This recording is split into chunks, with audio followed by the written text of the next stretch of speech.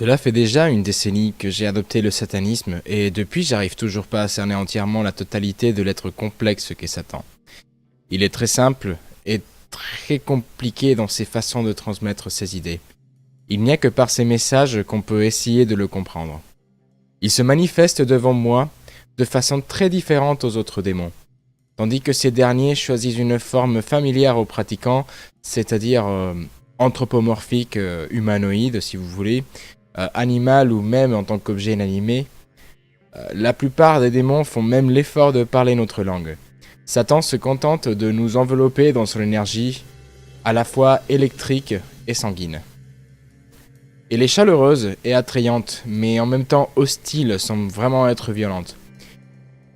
À travers sa guidance, j'ai appris que Satan est avant tout l'esprit de la libération de l'individu face à la tyrannie. Cette tyrannie peut bien évidemment prendre diverses formes.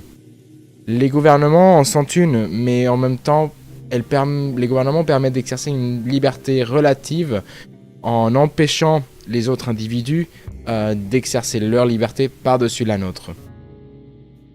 C'est peut-être une bonne chose, ce n'est peut-être pas. Je pense que ce n'est pas la question tout de suite, mais je ne prétends pas le savoir. La société est une autre forme de tyrannie. Elle nous force à nous conformer à ses standards et à ses règles pour pouvoir se rétroalimenter de notre apport. En revanche, elle nous donne la force par le nombre, qui est indispensable pour faire valoir la volonté individuelle face à des gouvernements abusifs ou à des forces plus importantes. Je n'irai pas jusqu'à dire que Satan recherche l'équilibre entre ces deux forces, le gouverneur et le gouverné, l'individu et le groupe, mais tout simplement, il cherche à nous faire comprendre quelles forces sont en jeu pour qu'on puisse choisir notre direction et notre champ d'action. Il incarne après tout l'être qui nous a donné le libre arbitre dans toutes les religions, auquel la figure de Satan en tant qu'adversaire que rebelle s'applique. Satan était Enki pour les Sumériens, Seth pour les Égyptiens, Prométhée pour les Grecs, qui est pour moi une